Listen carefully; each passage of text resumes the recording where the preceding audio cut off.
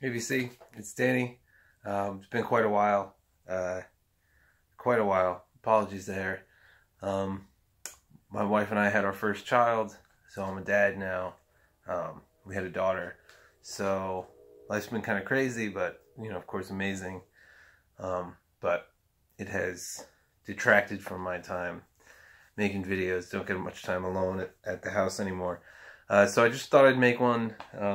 Hasn't actually stopped me from buying records, so I've got a few things to show, and I thought maybe I'd blow through them real quick and then get back into the rhythm and hopefully keep making new stuff. So yeah, just off with it. And also, I just want to say, I don't comment on every video I watch, but it's really been great to see how healthy and vibrant the VC has been. There's been so much great content lately. So anyway, this is one of my absolute most recent pickups. Art Ensemble of Chicago, live at Mandel Hall in Delmark. Been trying to track down more Delmark and always trying to get a little more Art Ensemble whenever I come across it. This is definitely on the more challenging end of their work, for sure. But as with everything that I've heard from them, there's just something very immediate, something that really keeps me hooked in and listening. I very rarely turn this off because I can't make it through the side. It's usually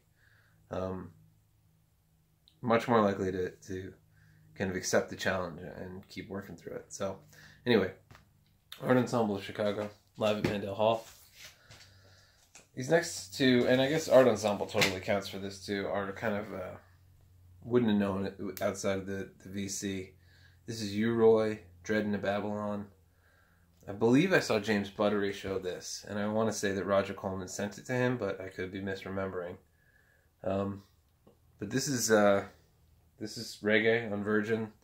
I have basically no reggae in my collection, and I've been wanting to remedy that. I know Brian over Black Beans and Rice has been kind of digging into reggae a little bit more, and I thought, if I'm going to have as good of a guide as Brian, I might as well, this is a good moment. So, yeah, I mean, the cover is incredibly evocative. Some kind of hookah or something he's smoking. Anyway, it's a great record. It is what you want when you think reggae. It's kind of beat up, but it plays all right anyway.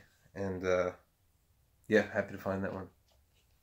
Another one I was very happy to find, and I could have sworn I saw Dean playing this a little while ago. Doug Somm and band. I'm pretty sure I saw Zeke show this years ago, and I've been keeping my eyes out for a copy for a long time. And I honestly, I thought it was going to be kind of a pricey record when I found it, but I found it for a few dollars.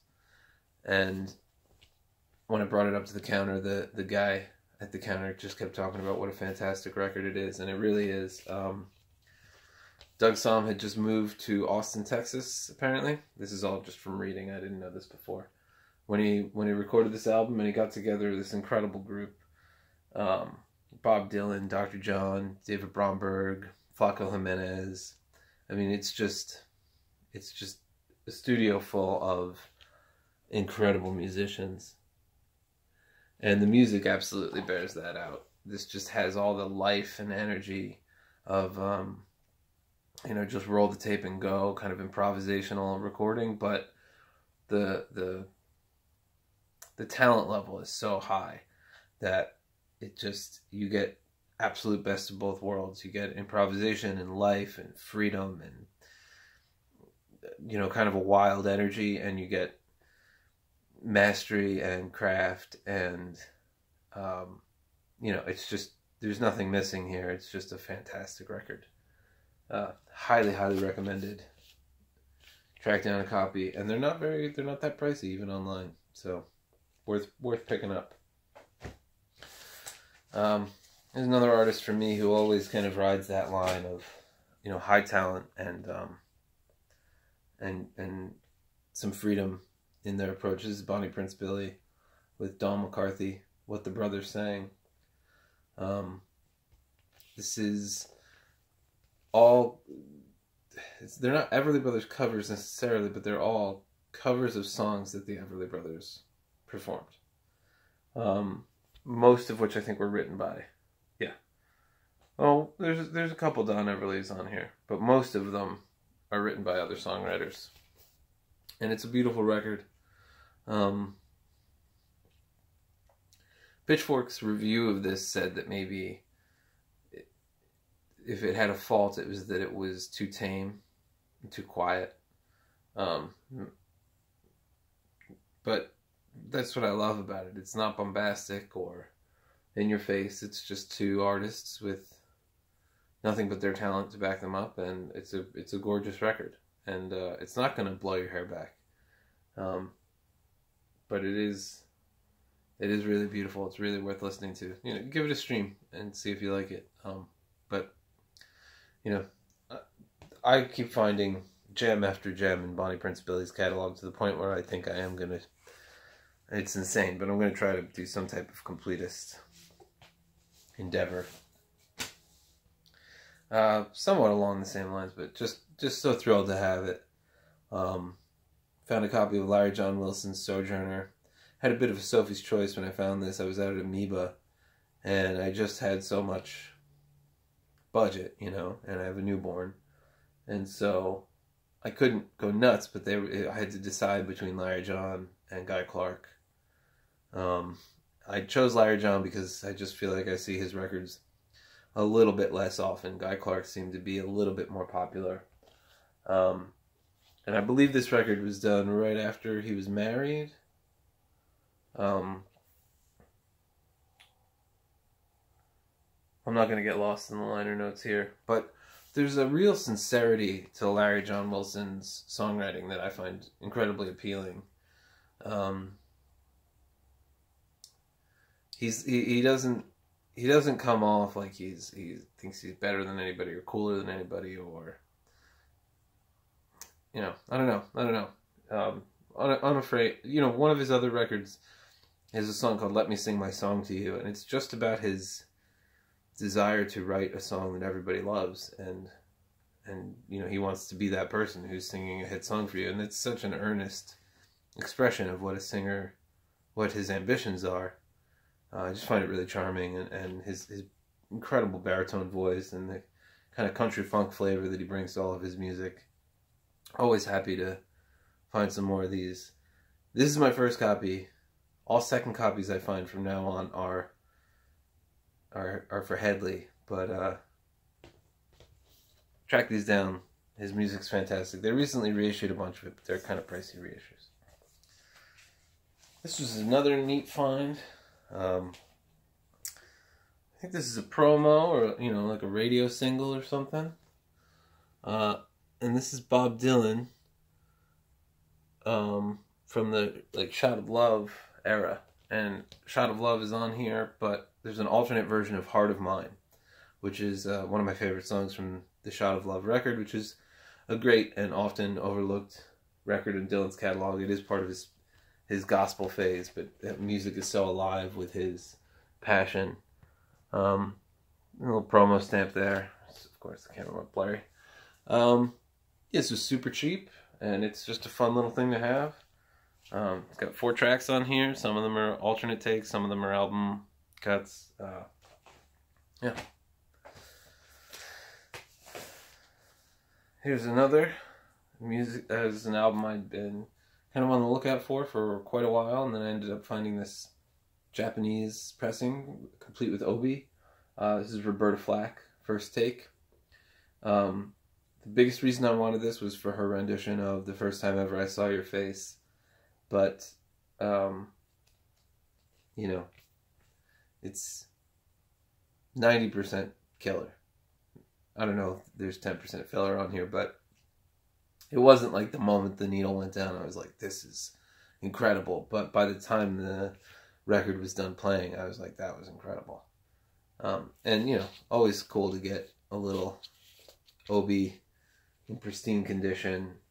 Japanese pressings are, you know, world-renowned. I don't know what I'm saying, Japanese pressing. You know what I'm talking about. It's always exciting to get a little extra candy.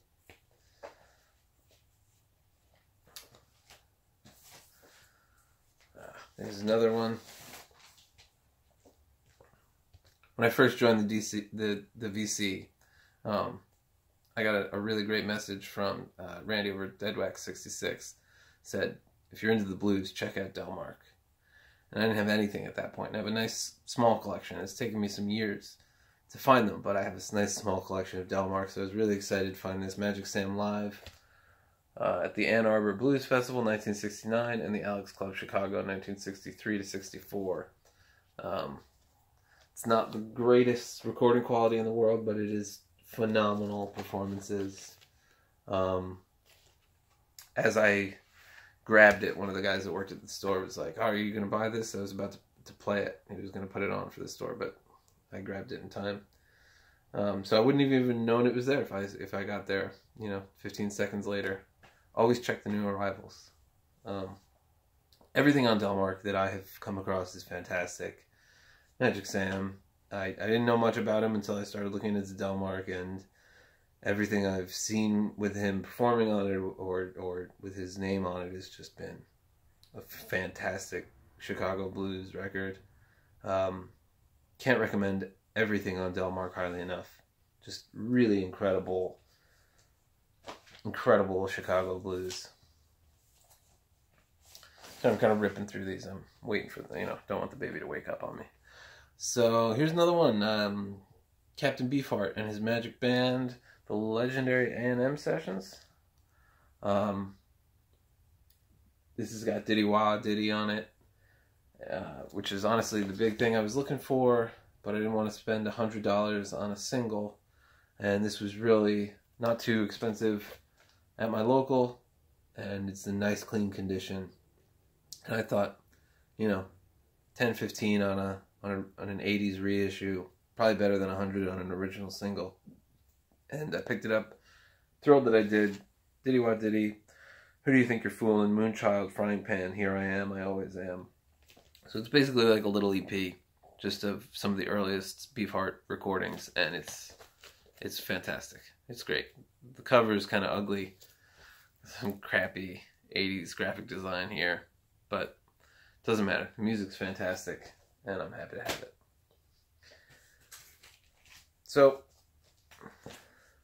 I feel like I tend to speak positively on my channel.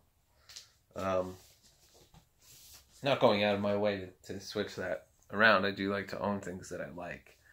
But I was surprised a little by this, and if I'm going to have to try again and see what I come up with. But this is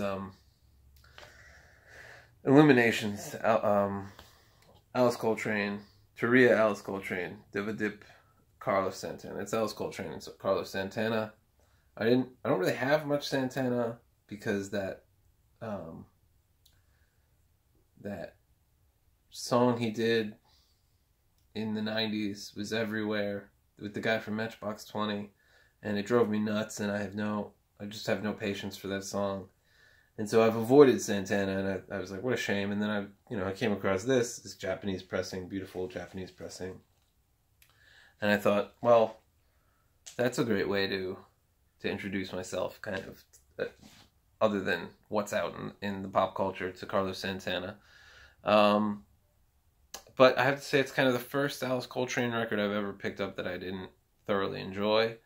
I felt personally like Santana was like you could hear him stuck in his guitar player box, and he was trying to break out of it, but it kind of sounds like your buddy riffing over a really great record, like when your friend has a guitar in his hands and you're trying to listen to music and he's trying to like play along and he's just playing the pentatonic scale over everything. That was my read on this record. Like I said, I'll have to give it another try. It's this beautiful copy, and I'm happy to have it. The completist side of me that's collecting Alice Coltrane releases is thrilled to have it with the OB and everything. That's great. But musically, I wasn't bowled over by this. But if anybody has an inroad or some information, or if anybody loves this record and thinks I should give it another shot, I'm always open to hearing that kind of stuff. yeah, let me know.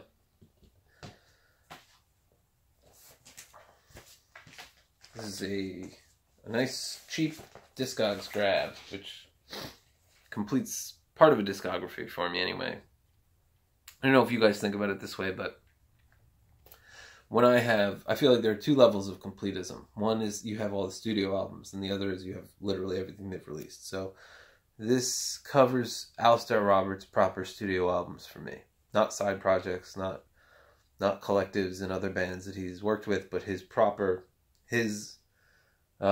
discography with his name on it. This is the last one I needed. This is Erston by Mary Morrison and Alistair Roberts. Mary Morrison is a native-born Gaelic speaker and a singer, a Gaelic singer. I believe she's Scottish. And I guess so. I believe in Glasgow, her and Alistair and a few other musicians set up a Gaelic speaking night at a coffee shop or something to encourage speaking the Gaelic language and make people feel more comfortable with it and make it feel approachable, and poetry readings and music and things like that would contextualize it for people and not make it seem like this alien dead language. And that relationship, I guess, was so fruitful that they ended up making this record together. It's a beautiful record. The image feels appropriate for where I'm at in my life right now. It's this Irish, Scottish Englishman holding his baby, looking like he just came in off the fields. It's a beautiful record. There is a lot of Gaelic singing on here. There's even some jazz influence, which is not usual for Alistair, and I have to say it's beautifully handled. It's, you know, it could be a mess to introduce jazz to a lot of very traditional folk music. This is a gorgeous, gorgeous record. I love everything Alistair puts out. I'm totally biased. You won't hear me complaining or griping or picking which album I like better than the last. I find this is a deep well, and I like to drink everything I find in it. But I would highly recommend Alistair Roberts. And I found this very, very cheap, and you can occasionally find his records that way, and if you can, I can highly recommend them. So, Alistair Roberts and Mary Morrison, Erston, which, Erston, a Gaelic term specific to the Isle of Lewis for a baby's head wedding. So now you know that. This is, well, in some ways it's a grail-ish, you know, and in other ways it's I had to go back to the record store to pick this up. Talking Heads 77. It's a beautiful copy on Sire. It's a grail in that, you know, you don't see copies this clean very often, and I am thrilled to be adding this to the collection. It's not in that, you know, I have a lot of respect for David Byrne. I like the Talking Heads when I hear the Talking Heads, but I don't find myself usually with a burning desire to listen to the Talking Heads. I'm more likely to want to listen to Byrne's collaborations with Eno than the Talking Heads, which is why I hesitated, why I didn't pick this up the first time. I don't know the catalog very well, to be honest. I mean, I know Psycho Killer, and I know what I've heard, and I've seen bits of that documentary, and I don't know what the documentary is called, and that's where I'm at. But what a great record! What a fantastic record! Just front to back, just that, such a specific flavor of the really interesting music that was happening in New York in the 60s and 70s, and the punk scene that they were born out of. I feel like you can still hear that world influencing their music here, and it's grounded in a way that is really approachable, and it's interesting in exactly the ways you'd expect from David Byrne. And yeah, just a beautiful copy. The Sire label. And, you know, what I was hoping for is what I got, and that is that this, owning this copy has kind of changed my relationship to the Talking Heads, and I'm much more interested, and I think I'm probably at the beginning of a deep dive, because what more do you want? This is a great record. Great record. Very, very happy to have it. Happy to have my mind changed, or my eyes opened, or however you want to look at it. Another one. Always happy to find another Yazoo. This is Memphis Jamboree 1927 and 1936. Yazoo 1021. It's a pretty early Yazoo. I believe this is a red label. Yes, it is. We've got Furry Lewis, Gus Cannon, Memphis Minnie, Yank Rachel. It's a great lineup. It's a beautiful audio copy. It's a great example of how good the sound quality can be on a Yazoo release. It sounds beautiful. It sounds immediate. It makes the music sound a lot fresher and newer than the 1920s and the 1930s when it was recorded. Of course, the full-on liner notes that you get, written, I think, by Nick Pearls in this one. Nope, Stephen Colt, Nick Pearls, and Michael Stewart. I don't know, I'm not familiar with Michael Stewart, but Stephen Colt and Nick Pearls did many of the liner notes for Yazoo. I've made a whole video about it, and I've spoken a lot about Yazoo, so I won't beat you over the head with it, but I love this label, and I love the music on it, and I'm always thrilled to find one. It's a big, nasty corner cut, but the record is pristine, and that's really the important thing. So,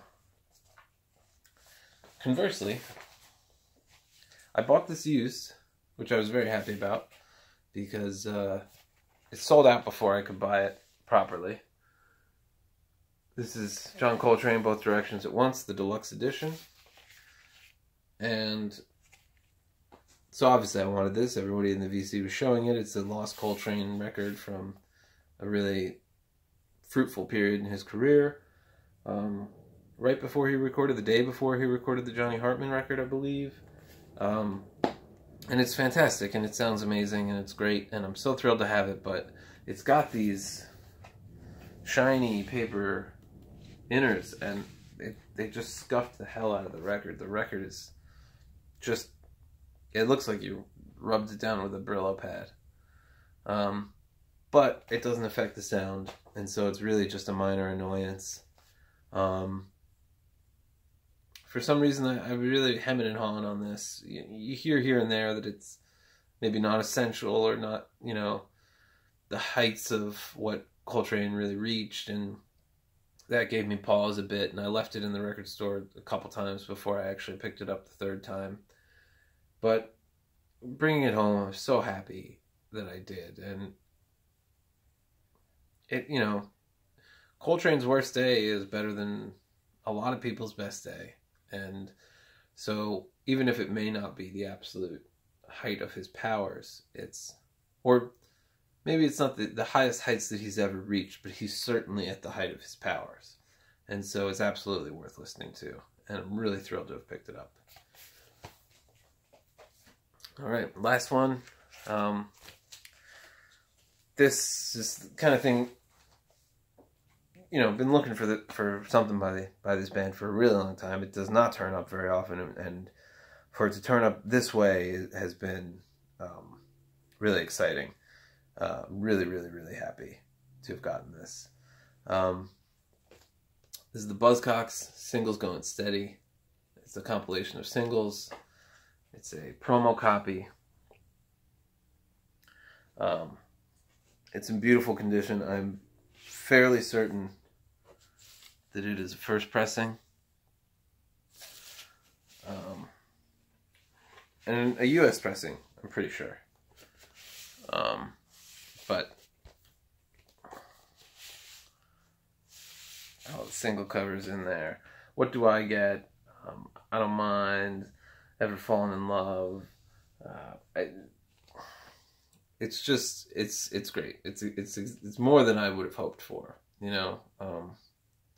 a band like the Buzzcocks, their records don't show up often. And it's kind of the kind of thing where if you're looking for originals at all, you kind of have to be you'd have to be happy with whatever record you get. But to get this singles collection with, honestly, a lot of the songs that I was after in such beautiful condition, the sound was great. The promo was really just a nice bonus. Yeah, I was thrilled to get this. And, you know, the more I collect, I'll be honest, the less happy I am with a beat up copy of something, or, you know, a copy that'll do. I really am after collector grade quality copies. I want to collect records worth collecting, and this is absolutely one of them, and I'm just thrilled to have it, and playing it a lot, being careful with it because I don't want to scratch it or anything. It's already in such beautiful condition. I don't want to ruin that. But for me, there's nothing better. You know, you find a great record that you've been looking for. That bin has been empty for over a year, and you get great condition. You get a collector grade item, and you get something that you keep wanting to listen to over and over. You know, kind of why we're in it kind of deal. So yeah, there you go. VC, I mean, there's a million videos that I've been wanting to make that I haven't made, but it got to a point where saying, well, I gotta hold off till I can do this, and I gotta hold off till I can do that, and then I have to do these 3 videos before I can start to make vinyl finds or whatever. It became just a giant pile of expectation that I was never gonna get through. So I do have a long list of videos I want to make, but we'll take what we can get for now. And you know, thank you guys for all the videos you've been making, because I've been watching, even if I haven't commented on all of them. I've really been enjoying what you've been putting out, where the VC's at now. Just so many incredible channels and great videos. So I'll talk to you guys soon, and thanks for watching.